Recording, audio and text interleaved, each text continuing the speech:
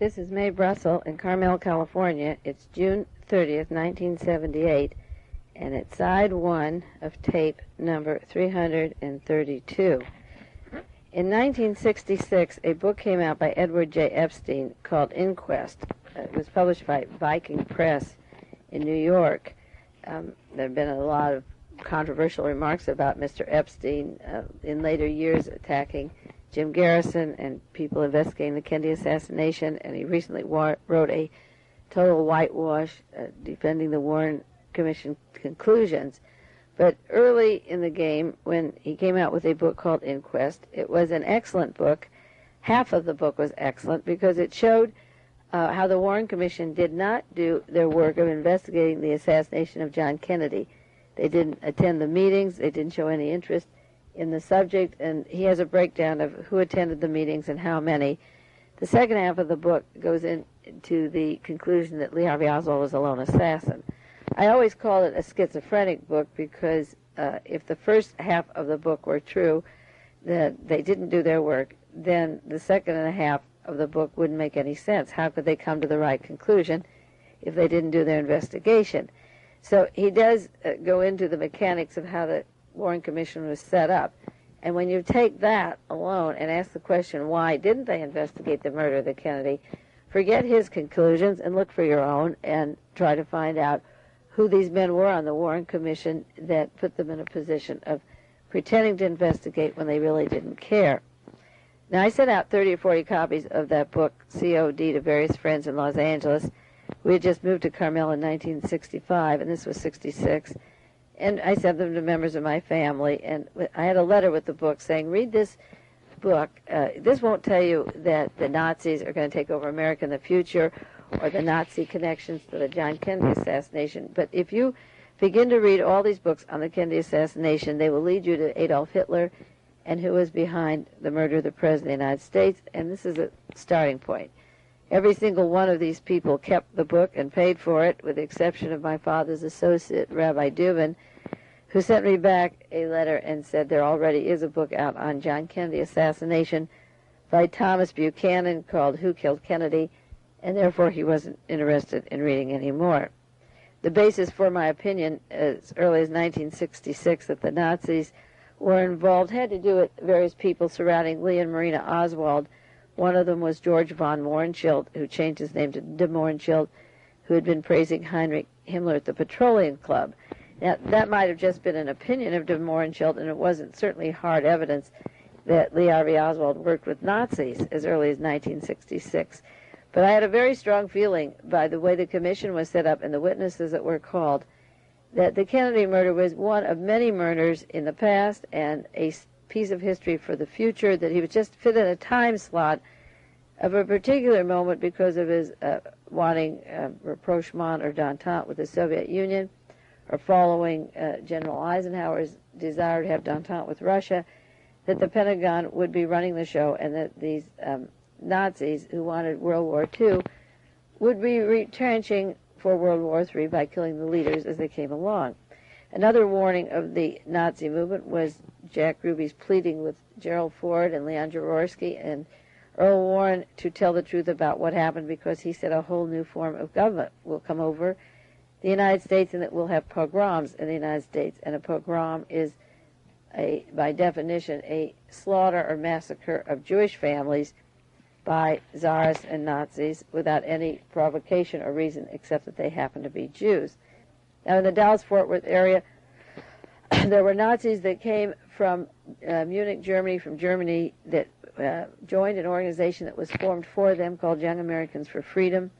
I didn't know as early as 1966 that William Buckley and Douglas Caddy of Watergate and CIA connections formed the YAF, and the man in the Dallas area who these Nazis met with, Volkmar Schmidt and Larry Schmidt, was Robert Morris, counsel for Richard Nixon's House Internal Security Committee.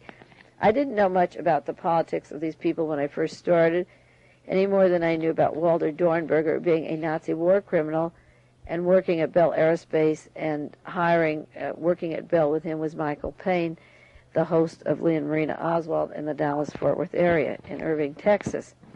Of course, this was just one of early books that was coming out that indicated that something was wrong in the land.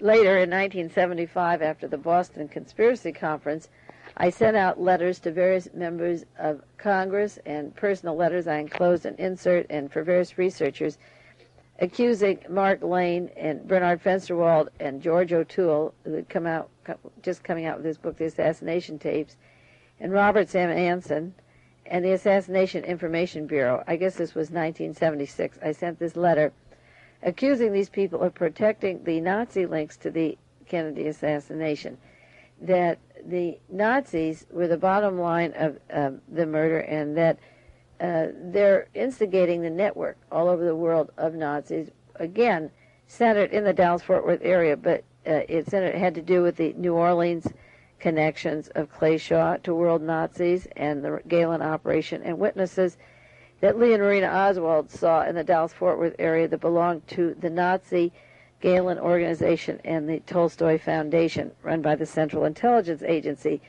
And I accused Lane and Fensterwald, O'Toole, Anson, and AIB, and so forth, as being spokesmen for the various researchers, while at the same time making a concerted effort to conceal what Jim Garrison knew about Clay Shaw and his Nazi connections, and what Sherman Skolnick knew about the Nazis and the various assassinations. That they and myself had to be discredited and put down and ignored, while these other so-called superstars would get books published, do the radio show route, get college lectures. And while they were suppressing information, they appeared to be giving information. But the bottom line has been to suppress the Nazi connections. Before I go into some more about the Nazis and the assassination, specifically the connections of Hjalmar Schacht, the war criminal, and Clay Shaw from New Orleans, and Hjalmar Schacht at Aristotle Onassis, and Schacht with the worldwide Odessa organization, and the funding of Adolf Hitler's team after the war, and also funding Adolf Hitler when he came into power. This one man is a very important name, and we're going to go more into him, but I want to fill up a little bit of the week's news and maybe do the whole other side of this tape on Mr. Hjalmar, Hjalmar, Schacht, Schacht. You have to keep an eye for him and look at various books and bibliographies and copy pages about him, type up from the library, and send me all references you have to Mr. Schacht, past and present. Before that, as I say, I want to get into a little bit of the news of the week here, which again goes into the past, because the present is affected by those dogs or animals, I keep referring to them, who have bungled the past and are in control today. The Monterey Herald, our local paper, Wednesday, June 28, 1978, on the television page has a big article, a lead article that's 3/4 of an inch high, 2 columns. I can copy them for you if you want copies. It says, K-Wave buyer says he will exclude Jews from airtime. A K-Wave FM radio station is in Monterey, California. It was bought by James E. Brown, formerly from Cincinnati, and again, your researchers can do some information on him or his past. James E. Brown and Associates. And he has a group of Christian radio stations. He set up in Arizona, Phoenix, Arizona. He lives in Phoenix, but he's bought K-Wave in Monterey, California. And what he says that he will exclude all Jews from the station's religious programming. Only Jews who have been converted to Christianity will have any airtime on K-Wave. Now, he's going to continue his classical music. It's our only classical music station on the Monterey Peninsula, so he has a built-in audience that wouldn't boycott the station even if they wanted to. This is from 7 to midnight, 6 days a week. He's going to have religious programs from 6 to 1 and sacred music from 1 to 6. He calls it middle-of-the-road sacred music from 1 to 6. And then his broadcasting ministry service is going to only have Christians, and no Jews will be allowed on K-Wave. Now, I understand that the Federal Communications in Washington said that when he filled out an application, he said that he would not exclude any religious group from programming on the station, that they have to sign an application to not exclude anyone on the basis of religion. But now that the station has been sold to Mr. Brown, he is intending to have only Gentiles or Jews that have converted can use airtime on the Monterey Peninsula. On tape number 329, June 16th, 1978, I talked about the book, the Herbert Hoover Commission Report, and how the National Security Council was formed, and the evils of the National Security Act of 1947 of locating the National Security Council next to the President's office to become, in quotes, to all intents and purposes, part of the presidential office. Last week on the tape, I was denouncing those vile warmongers, Mr. Brzezinski and Mr. Solzhenitsyn, and the advisors to the president who want to get us into a war in Africa and the Middle East. An interesting article came out along those lines about Mr. Brzezinski and the National Security Council, and I only saw it from one source, and I'm going to mention to you, it's from June 1978, from the Christian Science Monitor. Now, this is the only newspaper I've seen this article, and this is, in quotes, what it said. Senator George McGovern has said that he's inclined to favor the abolishing of the position of National Security Advisor to the President, a position currently held by Mr. Brzezinski. They said, they quoted Mr. McGovern, saying the National Security Council staff is an agency which is out of control of the Congress and the American people. As chairman of the Senate Subcommittee on International Operations, Senator George McGovern has decided to call for hearings later this summer to look into the question of how foreign policy is determined and how the National Security Council relates to this policy making. Now, this is one of the most important pieces of news that I've been able to put on tapes, and I'll be using it for other radio shows, and I want you people to follow this up and see what we can do about this. Now, summer hearings are a very bad time for Congress. Children are out of school, families are on vacation, there are long summer days for various hobbies before the winter sets in. The House Select Committee has called for summer hearings on open hearings televised on the John Kennedy assassination. I know the House Select Committee was going gung-ho in the Watergate investigations, May, June, July. When they took a break from the summer, all interest was lost. Nobody watched. It went off the television and got buried behind some pages in the government printing office. I think these hearings should be put off. These won't be public hearings, but they should not be where all the congressmen are home for the summer and campaigning for their elections in November. This is possibly one of the most important pieces of information for our future and for our children's future to come into the news for this reason. The foreign policies are determined by the corporations. If we need copper in Zaire, we'll take Zaire. If the Belgian Congo still belongs to the Netherlands, they'll go in and take what they need and send advisors to maintain that their profits come from whatever it is that Zaire we need. If we need coffee and minerals from Uganda, we have Mr. Colby going around saying the CIA or somebody should kill Idi Amin. We don't have them saying about killing the leaders of Brazil, the leaders of Argentina with their death squads, their assassination squads. But if the resources are not controlled by us, if we don't own that country, lock, stock, and barrel, the National Security Advisor put in by David and Nelson Rockefeller, U.S. Steel, General Motors, Ford Motor Company, ITT, is a traveling czarist Nazi front for grabbing world power and world resources, and worst of all, killing off all labor, all fair housing, instigations, all fair projects for giving food to the poor, and health plans. The genocidal policies are done by the Nazis in the White House. I've always said that Henry Kissinger was a Nazi, not a Jewish family. He was just honored down in Argentina this week with a degree and then went off to Brasilia for lunch. And in Brazil, and he is the darling of the Saudi Arabian, Egyptian Nazi clique all over the world. The way our foreign policy is determined is not done by the will of the people. In 50 states, we pay our taxes for these weapons we don't need and the overcost. In 50 states, we send our children and the children's children out to fight battle. In 50 states, we have lost the right to preserve our land, keep it from pollution, get health plans, fair employment, security in the old age, Social Security money running out. We are losing our rights all the time, and they're done because these people, like Mr. Brzezinski and advisors like Solzhenitsyn and Kissinger, are part of a foreign clique. They're not even Americans, and they are the people that make our foreign policy. The corporations make the policies, and when the will of the people is there, it will go through various congressmen if they're not paid by Howard Hughes and the Korean CIA and their bloody payoffs from overseas money that comes back here through these watering, money skimming and laundering processes. So this is very important to write to Senator George McGovern and say we're all forgetting Mr. Brzezinski not only out of the White House but out of the country. I would hang him by his heels like Mussolini, but it's a start to know who determines the way that we go to war, invade countries, and how they run the White House. As I mentioned before on the tape, on the National Security Council, formed in 1947, which I said was formed by the Gestapo and Reinhard Gehlen and Allen Dulles and the spy systems with all the clauses for them to kill or do whatever they want.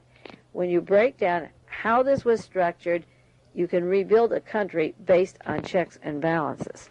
There was a report this week that you might or might not have seen, a report from the National Transportation Safety Board that U-2 spy pilot Francis Gary Powers crashed to his death because he mismanaged, in quotes, his fuel supply for his helicopter.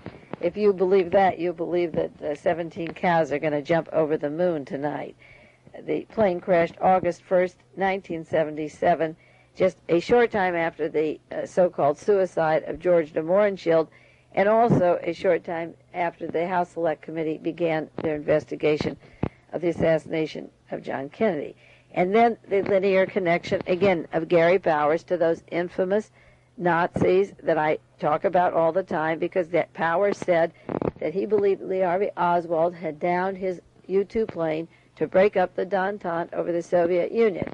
Now, Oswald worked at a radio factory run by Alexander Zeiger, who introduced him to the infamous czarist bitch Marina Oswald, the notorious agent of the intelligence community, the Tolstoy Foundation, and the CIA Greek Orthodox Church. The CIA wanted to bring Alexander Zeiger's children to Argentina after the assassination of John Kennedy. The Soviet Union has Reinhard Gehlen's agents inside Russia. He was brought from Argentina to the Minsk radio factory. I don't know why the Soviets let him in, but certainly inside the Soviet Union are these deep cover spies working Nazis of the Gehlen operation passed off as KGB or officials. I don't know how Zeiger and his family got back from Argentina to Minsk. You would think that the Russians and their KGB and NKV, and NKD would be so sharp that they would not bring back people from Argentina to a strategic place like Minsk. But one explanation of allowing these Nazis back is to keep track of them and who they know. And the Odessa, the spider organization run by these various Nazis, maybe they brought him back here, Zeiger, from Argentina to the radio factory with their permission. They allowed Soviet woman Marina Oswald, a czarist, to be close to Alexander Zeiger. Lee Harvey Oswald met Marina through Zeiger, and of course, if the Soviet spy system kept track of this triangle of Marina, Lee, and Zeiger, they had the goods on the United States. One thing I hope is that if Mr. Brzezinski tries to get us into another war in Africa or Middle East, that the Soviet Union will begin to expose some pieces of this puzzle that they must know about and try to stop this madness of escalating the war one more time. Another witness that was murdered who had Nazi connections to the assassination, who worked with the Nazis and the World Odessa, was William Sullivan of Division 5 of the FBI. Now, William Kunstler, the lawyer, is claiming that the fatal shooting of William Sullivan had to do with his testifying against Patrick Gray and Mark Felt and Edward Miller, men that were arrested, FBI agents high up in the FBI who've been arrested. And Mr. Kunstler claims that they would have their case tightened up if Sullivan had lived to testify against them. But I don't believe that William Sullivan was shot because of the testimony against FBI officials. I believe he was shot because more and more material is coming out about Permindex and the links of William Sullivan to Division 5 and George de Mohrenschildt and the assassination. And the big story in the country isn't really the fact that 3 FBI men illegally took documents or wiretapped the weatherman in New York City. I think that they could stand trial on that and have a fair shake, and under the guise of national security get probation and a slap on the wrist. I don't think there's any reason to shoot William Sullivan with a .30-06 deer rifle bullet in New Hampshire last November just because Patrick Gray, Mark Felt, and Edward Miller might get a slap on the hand. I think that William Sullivan was shot because of his knowledge of the whole international assassination teams that have been set up for years and still are working to this day.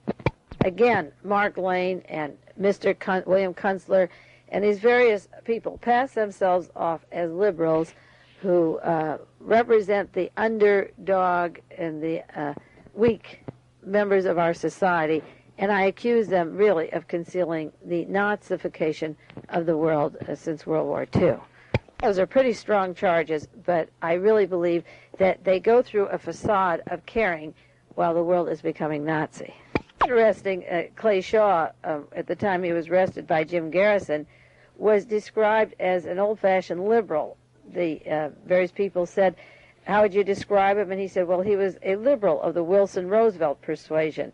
He was a Stevensonian liberal. He stood by and admired Woodrow Wilson, Franklin Roosevelt, Adlai Stevenson, and John Fitzgerald Kennedy. He had the facade, like, say, a Kunstler Lane, of caring about the Vietnamese, the Indians, the underdog, Lee Harvey Oswald, or James Earl Ray. But strangely enough, when it comes to the push and shove, they are protecting the Nazis, and they get violent against a person who suggests that Nazis were involved in the assassination. Clay Shaw worked with the highest Nazis of World War II right up until the time of his death, but on the surface he was known as an art person in New Orleans who reconstructed the old French Quarter and kept a political facade of being a left-ish kind of a Democrat. His actual connections were with the extreme rightist murdering dogs, so that who people associate with or dine with or vote for or what they say isn't really as important as who they protect, who they attack, and what they do, how they're funded, and the modus operandi with which they move. There's a new movie out, which I have not seen. I've only read reviews of it, but some of you who get these tapes are lucky enough to be in big cities to get some of these foreign movies, and I'll have to go to San Francisco to see this. I'm sure it will never play in Carmel, Monterey. The movie is called Lucio Flavio, The Passenger of Agony. And again, getting back to the Nazi theme that you will hear me mentioning over and over again probably with everything we talk about on these tapes. Flavio was murdered in a cell in Brazil in 1975. He was very much a part of the death squad and knew about the activities of the death squad. He had committed murders and burglaries. He was no saint. But when he was in jail, he dictated certain letters before his death to a reporter. And the reporter took these letters, and they are the result of these letters is a movie about the death squad in Brazil.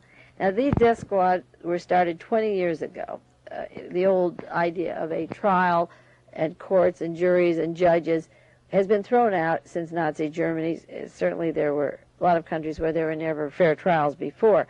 But Brazil was a big center of evacuation of many Nazis. So from the 1944-45 up to 58, it gave them a lot of time to be entrenched into the presidency with the coup that took place the same year after John Kennedy was killed. The coup took place in 64 with a military dictatorship. And, of course, it is the home of Nazis that became entrenched immediately into the government and police forces of Brazil. The police lead these vigilantes. The purpose of them is to hunt any leftists or subversives or guerrillas. There's no more monkey trials like there were in Germany. Remember, the courts were perversed and turned around to make the innocent look guilty and the guilty out on the streets. In Brazil and in many countries, Argentina has these death squads. The United States has the death squads. They just go out and kill them. That's what the criminal conspiracy section in the intelligence system of Los Angeles police, California prison system, kill certain people like George Jackson, and various men are locked up in prison for the rest of their lives. They'll be lucky if they get out, like Hugo Pinel, the organizer, and there are many attempts to kill him. But this movie is about the death squads, and how the police supply the weapons to known criminals and organize bank robberies and kill various people off who are leftists. The important thing about this movie is that until recently, the middle class in Brazil was perfectly happy with the death squads, just like the middle class in America is perfectly happy with various political leaders being gunned down, and also then their killers like Lee Harvey Oswald being shot right afterwards. That's a death squad in the United States where you don't need a court trial for Lee Harvey Oswald. You get rid of him fast. Witnesses to trials such as Gary Powers, George de Moranchel, Carlos Prios-Sequeiros, these various people, William Sullivan, are killed by American death squads. Well, this movie is about the Brazilian squads that have been going on for 20 years. Sergio Paranos Fleury is the head of the death squad division. He's been tried publicly several times through publicity for the murder of a particular offender 10 years ago. He was indicted 22 times for death squad executions, but he never has gone to jail, and he's still acquitted of all charges. His most famous death in Brazil was Carlos Marighella, who wrote a book on organizing for leftists that was later put in the hands of the CIA SLA members as a mockery. And, of course, those 6 people were burned alive in Los Angeles by the Los Angeles Police Department death squad. See the movie Lucio Flavio, The Passenger of Agony, and realize that this isn't just in Brazil, that this is happening all over the world, and that everywhere you investigate it, you're going to find the Nazis behind these organizations that are doing the killings all the way up to the top. In fact, Hugo Pinel said that the prison guards, I believe it was Hugo, one of the men testifying at the San Quentin 6 trial, said that guards at San Quentin had Nazi uniforms and pictures of Adolf Hitler right in their prison offices. This is in the trial transcript for the San Quentin 6. Warren Burger, the Chief Justice of the United States Supreme Court, the infamous attorney who originally flew to California to change the new Constitution and eliminate trial by jury, was the leading author of the 4-3 decision this week that the news media has limited access to prisons and mental institutions in the United States. The U.S. Supreme Court ruled that public officials can place strict limits on the rights of the press and public to investigate situations in prisons and mental institutions, not only in California, where the case first came up, but throughout the entire nation. KQED and other newspapers wanted to go into the Santa Rita prison here in Alameda County to see if there were inhumane conditions and what the maximum security section is like in that prison.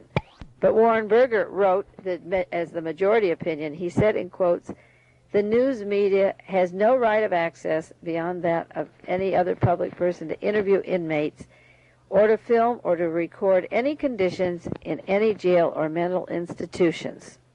KQED's news director, George Osterkamp, said this decision is, in quotes, "a major setback." He said it's unrealistic because the public and the taxpayers will never find out what goes on inside their prisons. If press access is limited, we will never know, because if we have the same rights as the general public, that means that you simply go in, sometimes stay behind bars, prisoners are brought chained to a window, and you can't photograph the conditions or have any idea what goes on in mental hospitals or prisons. Now, here's an interesting comment on that decision. Of course, Chief Justice Burger and William Rehnquist of the CIA voted to limit the press. Remember that Nixon's court now is making these decisions, 4-3 decisions, over and over and over again. The Buckley decision, this white, they describe him as this Nordic white engineer, put in by the YAF, encouraged through NASA. He works at NASA, which was originally formed with Nazis that came over here from Germany, told to run in the medical school contest, even though he was in his 30s, to get in. Mr. Buckley won his decision by the same Supreme Court.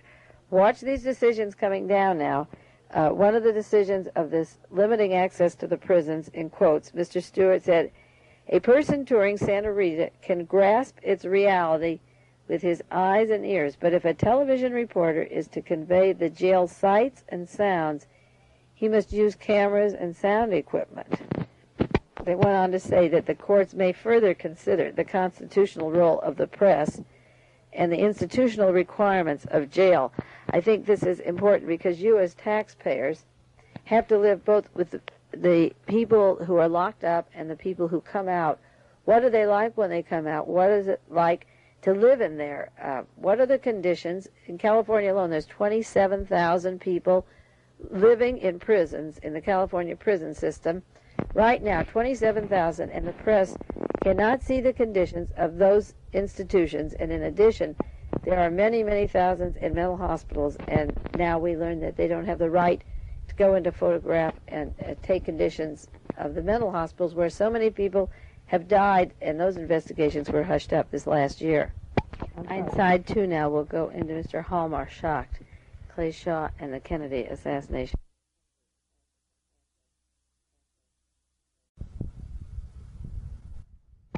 This is Mae Brussell in Carmel, California. It's June 30th, 1978. This is tape number 323, and it's side 2. On side 1, we went into some current headlines in the news, and now I want to give you the names of various books that I'm reading and synchronizing at the present time. It would be impossible to go at depth into each one of these books on any particular side of a tape. But if I turn you onto these books with the authors and the publications, hopefully then you can get them at your library. And I will be sharing certain names with you that are important through future tapes and in correspondence and in telephone calls, because I want you to know the area which I'm working at all the time. And as I put this material together, I think that an excellent book to write for me to begin writing in the fall is probably the Nazi connections to the political assassinations, and put all of this in book form. I don't know why I didn't think of the printed sheet out years ago, the printed sheet that goes with the tapes that you get now by subscription, because it's a good way to follow the program, and I should have had listeners be able to write in for books instead of leaving it up to them to call or to write me letters. There are several books here of the Argentine connections, the Nazi connections of Clay Shaw, and I just want to run down on this side the titles and the section of each book to show you how these pieces are coming together. One book is called Were We Controlled? It's by Lincoln Lawrence. That's a pseudonym for Arthur Ford. I think he's surfaced now enough that people know who that is. And it's called The Assassination of President Kennedy. And there's allegations in this book that Lee Harvey Oswald and Jack Ruby were under the mind control of a large operation, a Nazi organization. This book came out in 1967. University Books published it. Tom Davis of Research has copies if you want to buy them from him. His address is on the sheets that you have. On page 105 of Were We Controlled, it goes into a manipulation of the stock market when John Kennedy was killed.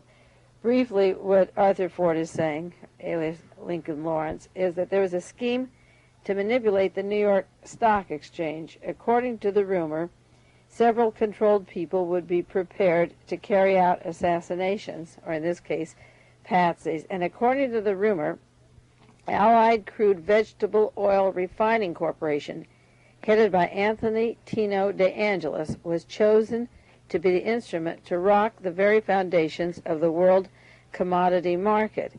It seemed that the day that John Kennedy was killed, that certain persons had foreknowledge of the event, and that's how they turned to investigating the Allied Crude Vegetable Oil Refining Company to see who gained and who lost, because several organizations or businesses made millions of dollars the day Kennedy was killed. On page 115, he goes on, it was 1954 that Tino De Angelis came to the attention in Germany of the group that was to figure in the rumor later, the assassination group. It had to do with what was known as a grain caper, briefly called Operation Control. The pocket money went for Operation Control for the grain caper. It involved $55 million worth of barley, corn, and sorghum that was to be shipped to Austria for Germany and Austria firms by half a dozen American exporters. And somehow half of it didn't get there. And he asked the question, how do you lose $30 million worth of grain? You do it, it turns out, with well-thought-out international control operations with numerous dummy corporations, Swiss bank accounts, one German firm in Hamburg, which was a big new customer of a man named Tony De Angelis. They had walking around money between $3 and $5 million to work with, and they worked with great precision. One of the 51 companies which was either lent money to Allied or deposited oil at its Bayonet plant was the Bunge Corporation. And the Bunge Corporation had headquarters in New Orleans and was directly linked through exposés later to persons who were familiar with Clay Shaw and his Galen agents in the New Orleans area. He says the Bunge Corporation, dubbed the Octopus, would make a delightful corporate villain for a James Bond fantasy. We all know about DuPont, General Motors, Standard Oil, but Bunge, unless you're the green business or fats or oil, it's very anonymous. In terms of dollars or cents, it does $2 billion worth of business each year in 80 countries, 110 offices linked in the most extraordinary manner by leased channels, telex and private. Remember, private, under the ocean telegraph cables. Their bill for communications alone in 1976 was $500,000 a year. The group is particularly careful about their communications facility, utilizes the most private, lightning-fast means, setting up a network that would be impossible for the group to do without. The American Bunge Corporation, according to Lincoln Lawrence, is a privately held giant, financially controlled by a group of shareholders whose headquarters are in Argentina. The consistently Germanic tone in the structure of the rumor finds a familiar echo in the profile of Bunge that was in Business Week, you can look this up, October 19, 1963. The company is closed-mouthed about their financial affairs. Members of the Born family in Argentina are believed to be the biggest shareholders. The Bunge and Born founders emigrated from Europe to Argentina. The directors are naturalized immigrants or second-generation Argentinians of Belgian and German descent. Director Leon Mainzer emigrated from Germany. Pardon our recurring German note, but the rumor has it that Mr. One and his companions were mostly German that were involved in these conspiracies. Bunge had everything: a German influence in its home base of Argentine, super flexibility in world communications, tremendous assets, and strong influence with connections with Allied and Tino Angelis. Bunge, like the Allied and Tino Angelis, had nothing to gain and everything to lose by an involvement in the group, but he goes on to say that they used Angelis as a front for their operations and for the assassination plans that were to take place in Texas. He refers to the banks in this book and the soybean market and the manipulation of the stock market the day that John Kennedy died. I'm not going into the whole section on the manipulation and the Nazis, except to say that the heavy Argentine connections, the German-Belgian connections, come up in connection to the corporation that had its headquarters in New Orleans, where Clay Shaw worked. On tape 327, June the 9th, I gave you the bibliography for Paris Flamon's book, The Kennedy Conspiracy, and I also read you part of the sections from the establishment of Centro Mondial Commercial. That was the organization that funded Permindex with headquarters in Montreal and Italy and in Switzerland.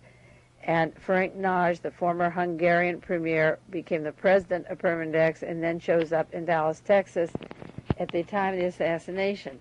This book also goes into other members of the board of directors of Permindex, including one particular man whose name I'll be using many times, Hjalmar Schacht. I've printed it for you, the spelling on the layout, who was a war criminal in Nuremberg, and along with him on the board of directors is Clay Shaw of New Orleans from the International Trade Mart. The goal of this group is concealed. There have been many investigations, not many, but a few, into Centro Mondial Commercial. As Flamand said, its origins, functions, rotating presidents, geographical displacements, alternate designations were so complex and labyrinth to make a comprehensive and comprehensible description of it anything less than a moderate-sized book, it would be impossible.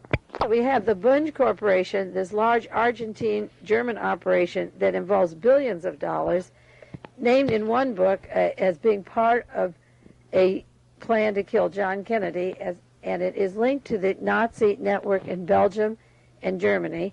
And then down in New Orleans, along with the Bunge, is Mr. Clayshaw and Mr. Hjalmar Schacht. I also gave you a bibliography of the book Galen, Spy of the Century, where it tells that as soon as Israel became a country in May of 1948, by July of 48, Mr. Skorzeny, the war criminal, was sent to Egypt along with Mr. Schacht. He was the father-in-law. Skorzeny was the father-in-law of Dr. Hjalmar Schacht, Hitler's financial wizard, the man that put Hitler into office, and they began to infiltrate the countries, the Middle East countries, and set up the Nazis as soon as Israel, as I say, became a country. I think they would have done it to take over Africa and the Middle East after World War II, with or without Israel being a country. But it goes on in this book on Spy of the Century to tell how the Nazis were taken from Argentina, Brazil, Paraguay, and Spain, and then went on to work with Mr. Nasser of the Bormann Brotherhood, linked to the worldwide Nazi Odessa organization, and get their tentacles immediately by 1948 into the Middle East and Africa. Another book that I gave reference to, I just gave the title, but I have not given at length much information on it, is this fascinating book by Joe Jostin. It's called The Fabulous Greek Onassis. I can't emphasize too many times how I'll be reading books continuously now on the Antarctica, on Aristotle Onassis, the Nazi Party, and the rebuilding of Germany after World War II, because in this triangle from Germany to Argentina and Washington, D.C. is the answer to all of the assassinations and all of the conspiracies that have taken place since. It's the answer to Whittaker Chambers from Germany working under cover of Henry Luce and discrediting Alger Hiss. It's the answer to the Rosenberg trial and many of the missing pieces. The same lawyers work through these various assassinations. The same judges reappear. The same Justice Department concealing evidence and material evidence being destroyed that would alter the course of history. All the dirty little techniques that Hitler used to get into office and that were just thrown out when he declared a total dictatorship in 1933 are being used in the United States. Now, in this book, The Fabulous Greece by Jostin, which does not have a date, it's an interesting thing. He wrote this, and it's got a picture of Jackie Onassis on the cover. It's published by Tower Publications and undated, and it goes into a lot of really good research. And then the last chapters are written very hastily, almost as if Jostin's family or somebody got the book out, but that he didn't write these two chapters. Because I can't believe that he didn't make the connections of Aristotle Onassis to some of the world powers that later were to affect the Kennedy assassination. If Jostin was the first person to write Oswald, Assassin or Fall Guy, I can't believe that he didn't make some of these connections when Kennedy was killed. I don't know. He interviewed Aristotle Onassis, and I think the bulk of this book was written long before Onassis died, and certainly the last chapter about the wedding to Jackie seemed to be just slapped on and not the same investigative kind of work that Jostin did. But he goes into the rebuilding of the German fleets and the Japanese fleets after World War II, and he credits Aristotle Onassis with rebuilding their shipyards that were laying low in mothballs and giving them the contracts of building his ships. And Onassis, of course, used all German crew. They all spoke German. And he goes into the deals that he wanted to make with oil companies in Arabia and Iraq. And his works with the Arabian oil companies is a chapter called Onassis Quits Whaling, which was when he was caught with illegal methods of catching whales down in Antarctica, that area. It goes into Onassis signing up a Norwegian expert in 1950, a member of the Quisling team who worked for him. He said he followed the advice of various German friends, and he took on with him a man who had worked for the Nazis before World War II, worked in Hitler's armed forces when they took over his country in Norway, and he was a member of Norwegian trader Vidkun Quisling's group. He was the person that Aristotle Onassis trusted and took on the ship with him when he did the whaling. Later, he sells his whaling operation to the Japanese and German, but when he builds up his oil tanker fleet, he rebuilds Germany. But not only does he do that, but there's a chapter 12 on page 151 titled, Look Who's Here, Dr. Hjalmar Schacht. It seems that Aristotle Onassis began working with old King Ibn Saud, who was described as a cruel and vicious despot, but beloved by the American oil companies. In 1933, he worked with the American oil companies and started the Arabian American Oil Company, Aramco. And after he got that started, he began to meet with Aristotle Onassis, his head oil people, to make deals to carry the oil away from Saudi Arabia in Onassis's tankers. Ibn Saud died in November 9th, 1953, immediately succeeded by Crown Prince Saud, and Justin says it's quite natural that the old man could have died a natural death, but he's suspicious at that particular time in 53 when he passed away. There's some suspicion here that he probably was done in for the oil rights. But a Mohammed al-Razi, who is in charge of all the oil leasing in the Middle East, was meeting at the Plaza Athénée, and he was meeting with Hjalmar Schacht, the ex-Nazi Minister of Finance, and these various sheiks, and they were working with an unnamed principal in the carting of this oil, and that principal, of course, was Aristotle Onassis. In quotes, Mohammed al-Razi told me he had acted as an interpreter because the Minister of Finance did not speak English or German, but they had concluded that Schacht's unnamed principal was in fact Onassis, and they sent Schacht to see the Minister of Finance. Schacht was acting on the behalf of Aristotle Onassis and setting up arrangements with this Nazi war criminal who was active in the Middle East, in Egypt, and in the Arabian countries, and he was active with Aristotle Onassis. I think these things are important pieces to a big puzzle for this reason.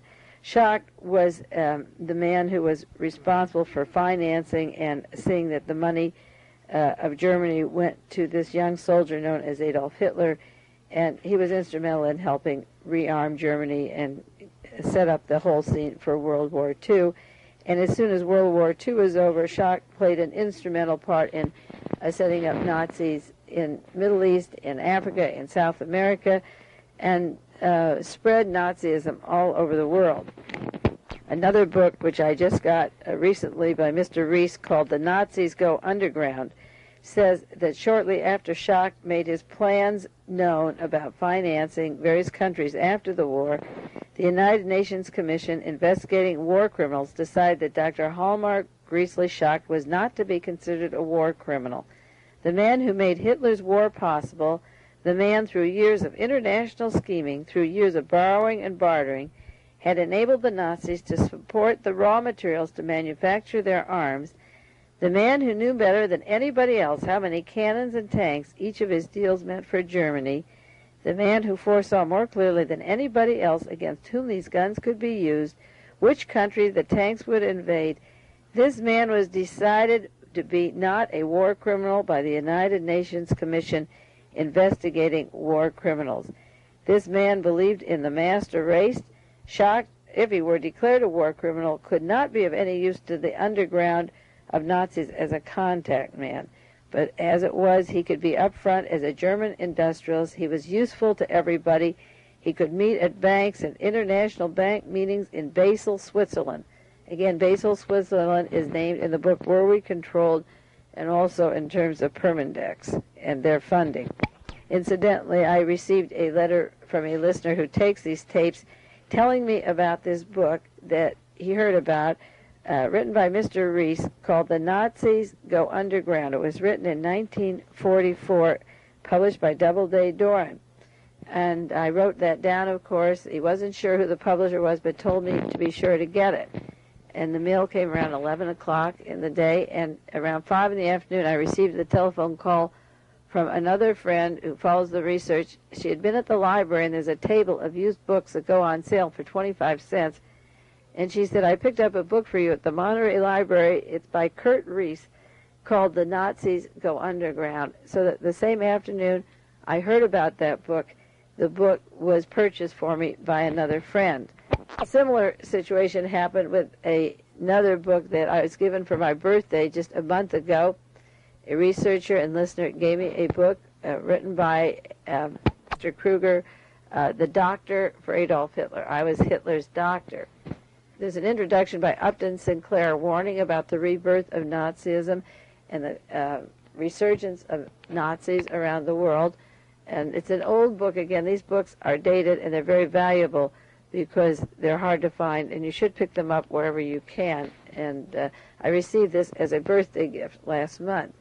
And then another listener who takes these tapes just wrote to me yesterday. I opened her letter, and she had typed the whole introduction of Upton Sinclair from this book, told me it was an old book, it was hard to get, and I should find it. And just coincidentally or through karma or whatever, I had received it just this month. I hope the same kind of psychic energy works and that all of you find books on Admiral Byrd and on the Argentine Nazis and early books on Onassis. I'm collecting quite a library of them, and I'm going to pass the names on to you and hope that you can pick them up so that even though on these tapes I just give you a brief summary or a few pages about these people, that you will be able to fill in the larger spectrum yourself and go out on your own and get these books from the library or use bookstores or whatever. There are lots of ways to find these books, and they're very valuable. Now, I know a lot of listeners get uptight if you mention Solidarity or the National Labor Caucus. They don't like those people or their research. And I wonder sometimes about why they're attacked. A lot of their material that they print out, they were the first people to put out stuff on the Trilateral Commission. The Bilderbergers put it in the hands of American people. They are always warning about the Nazi network. And I wonder sometimes if there isn't a, by word of mouth, purpose to discredit them because of some of the information that they're getting out.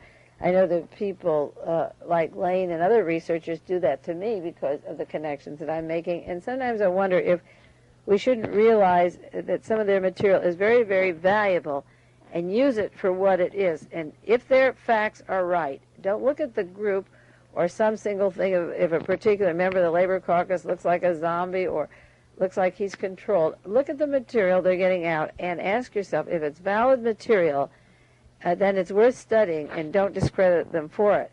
New Solidarity, or their paper, New Solidarity, August the 14th, 1974, had a large article about Otto Skorzeny, and I mentioned him on other tapes, the Gestapo colonel in Hitler's army. It said, ex-SS colonel directs the CIA Nazi network.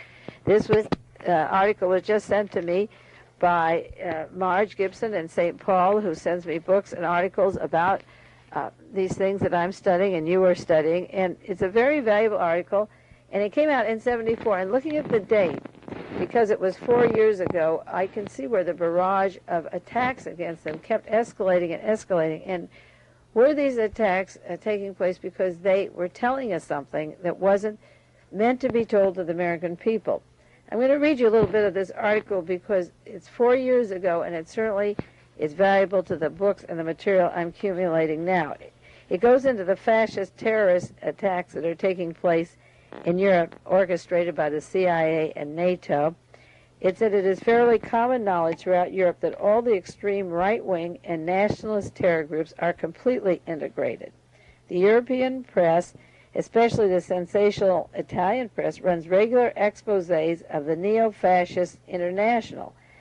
The Italian Della Stampa has rehashed the well-known fact that SS Colonel Otto Skorzeny, the man who Hitler set to rescue Mussolini, was the major arms conduit to neo-fascists everywhere. It was Skorzeny who brought together various groups in 1950 to form what is called the Malmo International. It was a convention that included every fascist party, every major nationalist sect, including the famous Ustashi, the Croatian fascist that Hitler used against Tito's guerrillas. Also represented were almost all groups responsible for European terror, and we might say the terrorism is still going on, and this was written in 1974. It says the SAM was a Squadre di Azione Mussolini, the Ordine Nuovo, the New Order, Ordine Nero, the Black Order, which was responsible for last week's deadly bombing of the Bologna-Rome train, and an assortment of Corsican, Tyrolean, and Wallonian nationalists. Now, this is important because Versailles was bombed this last week, and they found a very unknown small group of people that they're trying to pin the Versailles bombings on. But these are Reichstag fires, just like the kidnapping of Mr. Morrow just prior to the election. You notice how all that violence was curtailed after the elections were over, and they saw to it the communists lost. This terrorism is synchronized by the Tsarist Nazis. This article goes on, as is known, the Malmo International still exists as a coordinating body. It was formed in 1950. And Skorzeny, who uses his Madrid real estate firm as a transparent cover for the world's largest arms trading operation, remains the head of it. Skorzeny penetrated into German Nazi circles and connections with his Latin American governments. The coverage of the open secret that Skorzeny's operation always stops before it goes past the level of mere entertainment. The media never really gets into the hard facts. It says the whole operation has been and still is controlled by the Central Intelligence Agency. The CIA control is best documented and demonstrated by their connections in Latin America. From the beginning, the Nazi Party had tried to exploit the fact that German emigre families dominated Latin American business, especially in Bolivia and Brazil. As early as 1925, the Nazis sent Ernest Röhm to Brazil and to Bolivia to recruit and set up their skeletal espionage operation with military figures. Alfredo Stroessner, then and still dictator of Paraguay, Colonel Juan Perón joined the network after he returned from fascist Italy, where he was Argentina's military attaché. After the Nazis seized their power, Rome's network was institutionalized by Rudolf Hess, or the organization Foreign Organization, they call it Auslands, OAO. Hess ran the Latin American spy and Nazi sympathizer apparatus. I just read an article this week that the reason Hess is locked up still in the prison and isolated is because what he knows about Hitler's expeditions into the Antarctic, that he has to remain locked up and isolated from the world. They have a choice. They could either kill him or have him, in quotes, commit suicide, but the best thing is, as long as he's imprisoned alive, it looks like the Germans are paying for their war crimes because he's symbolic, and they just can keep him around, just like Richard Nixon is somewhat isolated, and it looks like he's paying his Watergate dues. Hess is still in prison, but it's because of a lot that he knows about his network, and they have to keep him isolated from every other single person. The New Solidarity article by M. Minicino from August 1974 goes into the Nazi agents operating in Britain and Ireland, and by 1941, they were all double agents. Their international headquarters, the American operations, were at Rockefeller Center in New York, which ran both the Allied and the Nazi spy operations. That was the Intrepid, called The Intrepid, written. There's a book by William Stevenson about those operations. Coordinating inter-American affairs, the young Nelson Rockefeller ran the Allied intelligence for this country. By 1944, and that's the year this book was written, the Nazis go underground. The top Nazi leadership was aware that most of their intelligence apparatus was in the hands of the English and the Americans. They went to the Swiss offices of Allen Dulles, top spook of the OSS, forerunner of the CIA, simultaneous American and British intelligence operations. Diplomats working in Spain and Portugal put on extra help to deal with lesser officers and Nazi officials.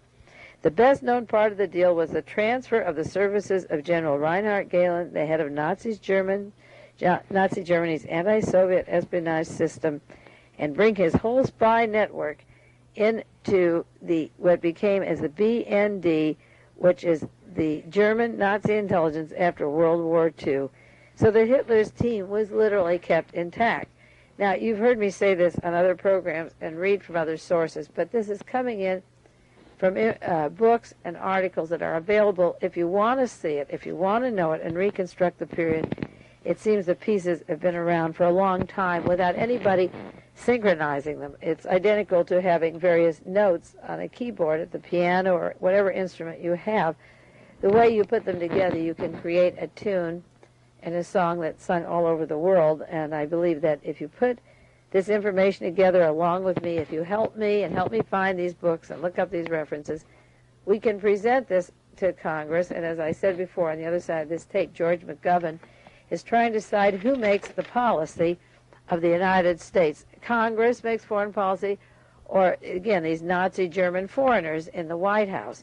And this is terribly important to support the idea of clearing out the National Security Council and the National Security Agency and get rid of this Galen network if it isn't too late. This article says that Otto Skorzeny worked with Reinhard Galen, and he was Colonel Skorzeny. He was also working, of course, hand in glove with Martin Bormann, the deputy Fuhrer. His boss was Martin Bormann over Skorzeny. Skorzeny was well placed within the Nazi elite because he was the son-in-law of Hjalmar Schacht, that's Aristotle Onassis' business partner, the Nazi finance minister, and the architect of fascist development, who worked with the Rockefeller family, made negotiations with Allen Dulles, and worked with Nazi intelligence and the Galen operation. It was Skorzony's idea to have Operation Werewolf, to bury and collect records that could be used in the future. Our time is up on this tape now, so I'll enclose the list of titles and books. You can do your homework and also write to Senator McGovern this week if you can. This is Mae Brussell in Carmel, California.